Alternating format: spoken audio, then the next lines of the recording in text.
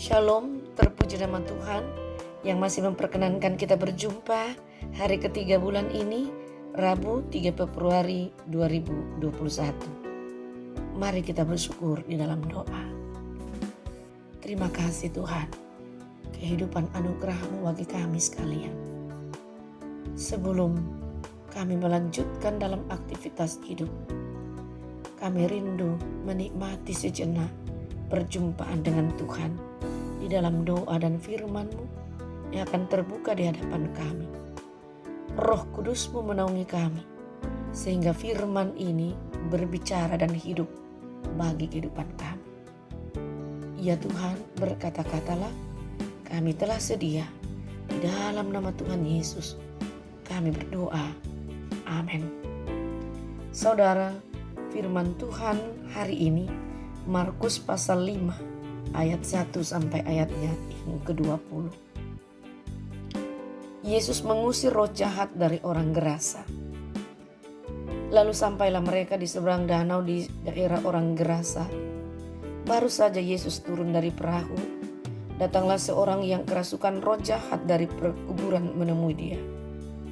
Orang itu diam di sana dan tidak ada seorang pun lagi yang sanggup mengikatnya, sekalipun dengan rantai.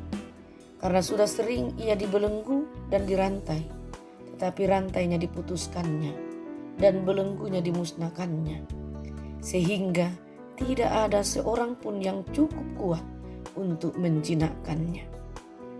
Siang malam ia berkeliaran di pekuburan dan bukit-bukit sambil berteriak-teriak dan memukul dirinya dengan batu. Ketika ia melihat Yesus dari jauh, berlarilah ia mendapatkannya lalu menyembahnya. Dan dengan keras ia berteriak, "Apa urusanmu dengan aku, hai Yesus, Anak Allah yang Maha Tinggi? Demi Allah, jangan siksa aku." Karena sebelum Yesus mengatakan kepadanya, "Hai engkau roh jahat, keluar dari orang ini." Kemudian ia bertanya kepada orang itu, "Siapa namamu?" Jawabnya, "Namaku Legion, karena kami banyak." Ia memohon dengan sangat supaya Yesus jangan mengusir roh-roh itu keluar dari daerah itu. Adalah di sana di lereng bukit sejumlah besar babi sedang mencari makan. Lalu roh-roh itu meminta kepadanya, katanya, "Suruhlah kami pindah ke dalam babi-babi itu, biarkanlah kami memasukinya." Yesus mengabulkan permintaan mereka. Lalu keluarlah roh-roh jahat itu dan memasuki babi-babi itu. Kawanan babi yang kira-kira 2.000 jumlahnya terjun dari tepi jurang ke dalam danau dan mati lemas di dalamnya. Maka larilah penjaga-penjaga babi itu dan menceritakan hal itu di kota dan di kampung-kampung sekitarnya.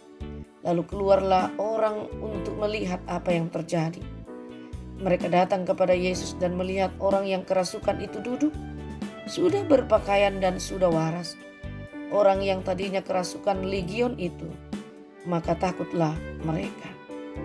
Orang-orang yang telah melihat sendiri hal itu menceritakan kepada mereka tentang apa yang telah terjadi atas orang yang kerasukan setan itu dan tentang babi-babi itu.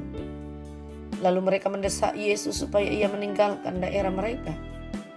Pada waktu Yesus naik lagi ke dalam perahu, orang yang tadinya kerasukan setan itu meminta supaya ia diperkenankan menyertai dia. Yesus tidak memperkenankannya, tetapi ia berkata kepada orang itu, "Pulanglah ke rumahmu, kepada orang-orang sekampungmu, dan beritahukanlah kepada mereka segala sesuatu yang telah diperbuat oleh Tuhan atasmu dan bagaimana ia telah mengasihi engkau." Orang itu pun pergilah dan mulai memberitakan di daerah Dekapolis segala apa yang telah diperbuat Yesus atas dirinya, dan mereka semua menjadi heran. Inilah saudara bahagian firman Tuhan yang diperkenankan bagi kita membaca, mendengar, untuk kita renungkan dan pegang bagi kehidupan kita. Menyapa saya dan saudara dengan satu teguran manis dibebaskan dari belenggu setan. Dilendokan diomai pepungona diata masuso. Saudara, ketika seseorang datang bertanya kepada kita dalam situasi yang tidak nyaman, tertekan, terbelenggu, ia katakan, apakah Anda mau bertahan dalam kondisi seperti ini? Di dalam keterbelengguan saudara? Serta merta dan tegas kita akan menjawab bahwa aku tidak mau. Aku mau lepas dari belenggu ini. Aku mau merdeka dan aku mau bebas. Karena ini tidak membuat aku tenang, tidak aman. Karena itu aku mau tenang dan kembali bersukacita. Luar biasa kerinduan itu saudara. Hal yang sangat pantas. Entah itu belenggu karena penyakit. Entah itu karena berbagai penderitaan. Tekanan-tekanan di sekitar di mana kita ada. Dalam rumah tangga kita, dalam lingkungan kita. Atau karena pergumulan di mana kita tidak mempunyai pekerjaan tetap. Atau karena situasi corona ini kita di PHK. Atau karena keharmonisan dalam rumah tangga tidak ada lagi. Atau masa depan anak-anak kita semua amburadul. Banyak sekali bentuk-bentuk belenggu, termasuk kuasa-kuasa kegelapan. Nah saudara, firman Tuhan yang telah kita baca ini mengisahkan tentang seorang yang kerasukan setan. Ia terbelenggu oleh roh jahat, sehingga ia mengalami kondisi yang begitu mengerikan. Penampilannya menakutkan. Dia tidak bisa diam, tidak bisa tenang seperti kebanyakan orang. Melainkan dia menjadi gila dan berang, ganas, membuat orang di sekitarnya lari dan tidak berani mendekatinya. Lalu Yesus berjumpa dengan orang itu. Kemudian mengubah segala sesuatunya yang terjadi pada orang tersebut. Roh jahat yang merasuki orang itu menjadi sangat ketakutan karena tahu siapa Yesus. Ayat 6 dan 7. Roh jahat itu mengenal Yesus sebagai anak Allah yang maha tinggi.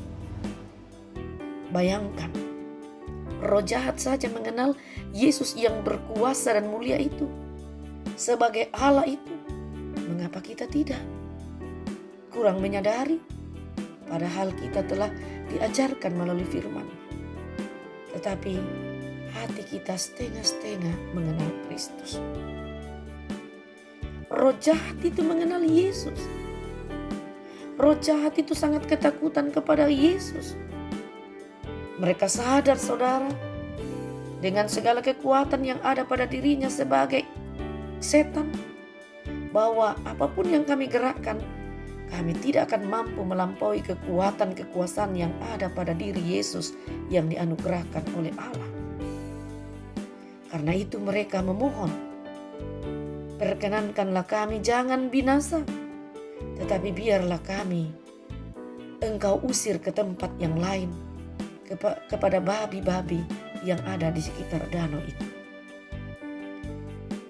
Lalu Yesus mengizinkan atau menerima usul itu, permintaan setan itu. Lalu mereka keluar dari tubuh anak itu. Jumlah mereka banyak, yang diberi atau disebut gelar legio. Berarti kelompok atau sekelompok kekuatan setan. Luar biasa ganasnya saudara. Tetapi semua takluk di bawah kuasa Yesus.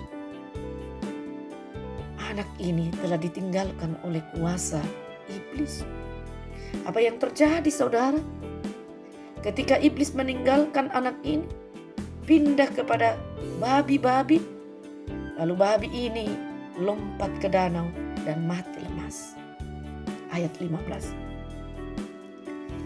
Ketika itu, posisi atau kondisi anak ini menjadi pulih, menjadi waras, menjadi bersih, patut disebut manusia.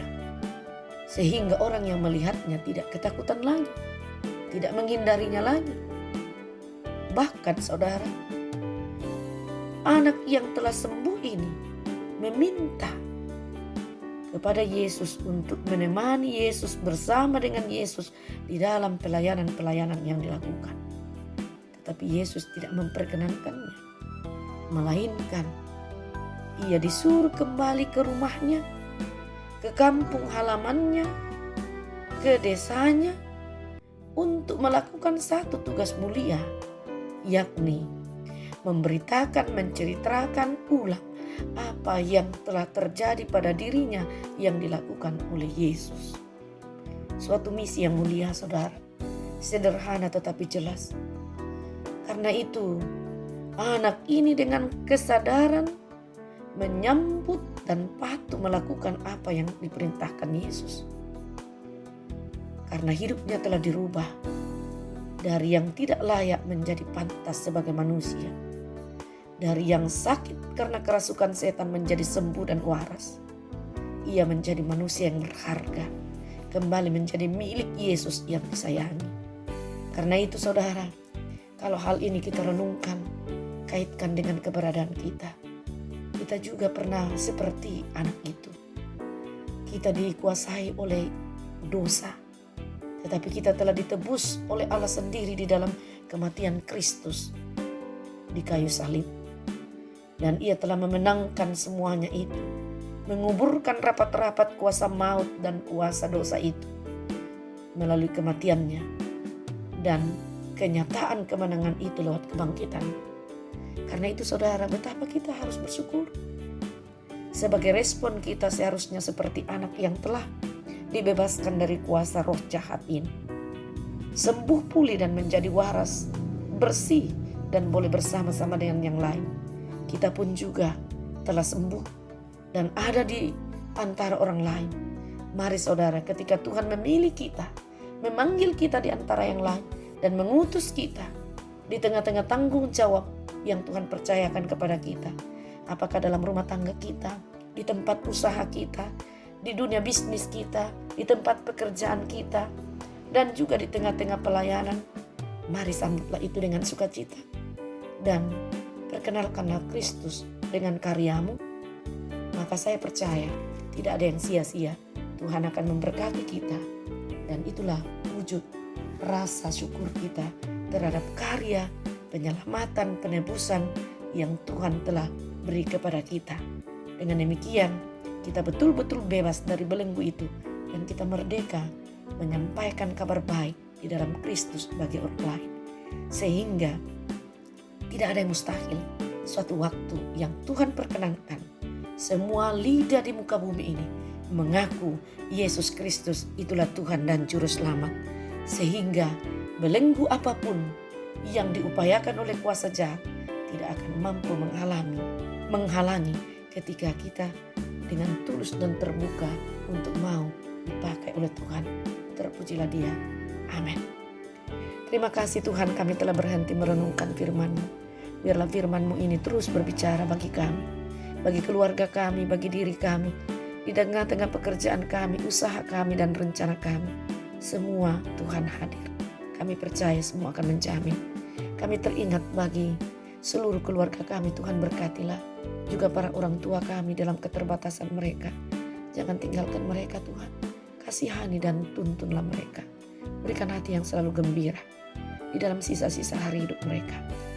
Kami teringat saudara kami yang dalam kelemahan tubuh, baik yang ada di rumah sakit, yang di istirahat rumah mereka, maupun di tempat khusus, terkait dengan situasi pandemi COVID ini. Oh Tuhan, legahkan mereka, sembuhkan mereka Tuhan, pulihkan keadaannya. Mereka boleh kembali sehat, nama-Mu dimuliakan. Kami berdoa bagi mereka yang berduka cita, karena kehilangan orang-orang yang mereka cintai dan mencintai mereka. Hal yang tidak mudah untuk menjalani kondisi seperti itu. Oh Tuhan, kami serahkan semua mereka ke dalam tangan-Mu. Mampukan mereka tabah, terhibur, dan tidak putus asa di dalam duka cita itu. Mereka tetap percaya kepada-Mu. Kami berdoa untuk mereka yang berbahagia hari ini, karena hari-hari yang penuh cerita hidup yang bergembira, hari ulang tahun, Engkau berkati mereka Tuhan, lengkapi sukacitanya.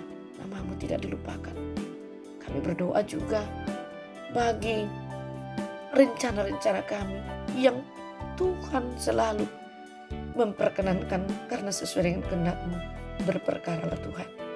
Kami berdoa untuk kehidupan kami, hamba-hamba-Mu. Engkau senantiasa bersama dengan kami. Jangan tinggalkan kami Tuhan. Kami tetap tegar dan bersuka cita dalam meneruskan pelayanan yang Kau percayakan bagi kami. Kami berdoa ya Tuhan untuk pemerintah kami. Engkau berkenan dengan pemerintah yang selalu menjunjung tinggi keadilan, kebenaran Tuhan dalam memimpin bangsa dan negara ini. Tuhan berkatilah. Kami berdoa untuk kerinduan kami yang sama bagi semua yang ada di dunia ini. Hentikanlah Tuhan kuasa dari virus corona ini, sehingga semua boleh tenang, aman dan normal. Kami tidak melupakan saudara-saudara kami yang meratap karena berbagai tekanan hidup, antara lain akibat dari bencana alam, banjir di mana-mana Tuhan. Juga bencana alam yang memakan habis korban. Ada banyak bentuk korban Tuhan. Seperti di Mamuju, di Kalimantan, Tuhan hadirlah. Selesaikanlah pergumulan mereka, sehingga mereka tetap berpengharapan di balik pergumulan yang berat itu. Tuhan dengarkan doa kami, ampuni dosa kami. Di dalam nama Tuhan Yesus kami bersyukur. Amin.